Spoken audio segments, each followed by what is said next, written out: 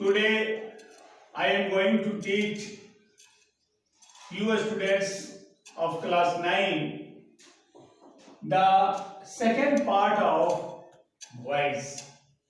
Dear students, मैंने इससे पहले क्लास में ग्रामर की क्लास में मैंने आप सभी 9th क्लास के विद्यार्थियों को वॉइस का पहला पार्ट पढ़ाया था, जिसमें I had already taught you the general rules of voice, how to change any active voice into passive voice. I had already taught you the general rules of voice. Now the students, today I am going to start how to change the active voice of present indefinite tense into passive voice. Dear students, जैसा कि आप सभी जानते हैं कि किसी present indefinite tense के active voice का स्ट्रक्चर है subject plus V1 plus object और सब्जेक्ट प्लस V5। तो हम लोग आज पढ़ेंगे प्रेजेंट इंडेफिनिट टेंस के एक्टिव वॉइस। सबसे पहले हम लोग देखेंगे प्रेजेंट इंडेफिनिट टेंस का एक्टिव वॉइस का structure subject plus V1 plus object, दूसरा है subject plus V5 plus object. Now we have to change these active voice into passive voice. The structure of passive voice for present indefinite tense, the structure is subject plus, write down in your notice book, subject plus helping verb, HV means helping verb, plus V3 plus by plus object plus object. This is the passive structure of active voice tense. My dear students, जैसा कि आप सभी जानते हैं कि किसी भी active voice के सब्जेक्ट को पैसिव वॉइस में ऑब्जेक्ट बना दिया जाता है, किसी भी एक्टिव वॉइस के ऑब्जेक्ट को पैसिव वॉइस में सब्जेक्ट बना दिया जाता है। हेल्पिंग वर्ब का प्रयोग नए सब्जेक्ट के टेंस नंबर और टेंस और पर्सन के अनुसार किया जाता है। स्टूडेंट्स, मैं आपको कहना चाह रहा था कि आज हम लोग देखेंगे प्रेजेंट इंडेफिनिट टेंस में। तो हम लोगों ने देखा कि यहाँ पर प्रेजेंट इंडेफिनिट टेंस में एक सेंटेंस है I eat bread. This is the active voice of present indefinite tense. Here in this sentence I is the subject, eat is the main verb and bread is the object.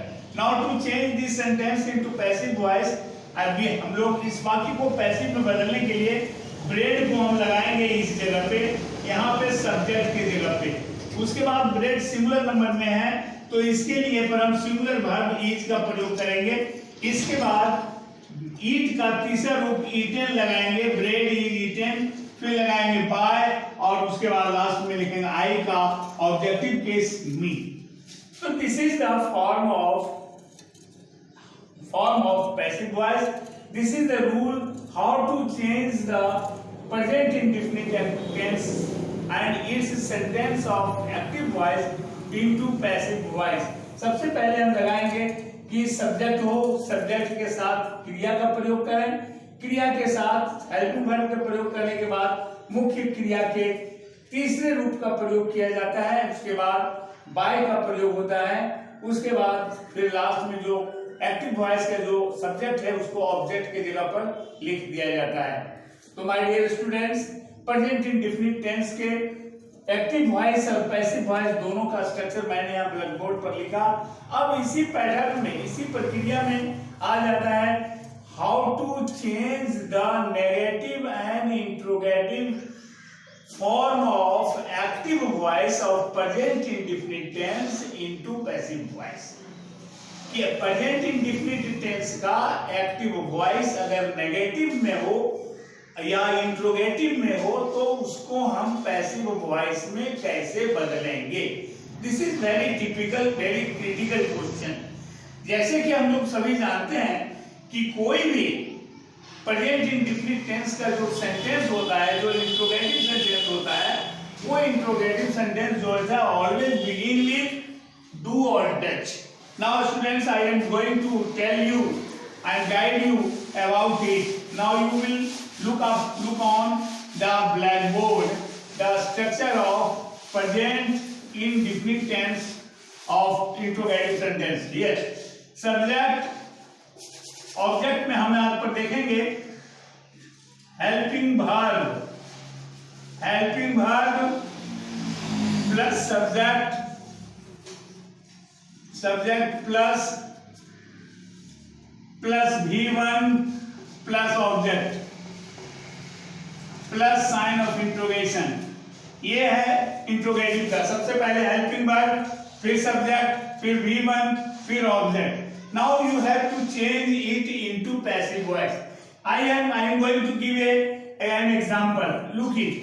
Do you eat bread? Do you eat bread? Yeah. This is the sentence of active voice in interrogative sentence. Now you have to change into passive voice. So keep the सबसे पहले you is the subject of this sentence, eat is the main verb and bread is the object. तो इस bread object को हम पहले लगाएंगे यहाँ पे। ब्रेड है सिंगुलर नंबर की क्रिया इज का प्रयोग करेंगे, लेकिन सब्जेक्ट के पहले करेंगे। जैसे हो गया इज ब्रेड, ईट का V3 ईटेन लगाएंगे, ईटेन बाय, और यू का ऑब्जेक्टिव केस यू ही होता है, यहाँ लिख दिया। हो गया is bread eaten by you.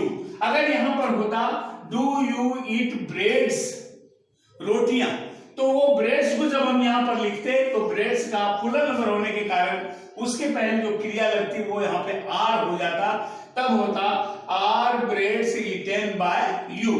तो इसका आप पैसिव वॉइस का स्ट्रक्चर आप लिख सकते हैं हेल्पिंग वर्ब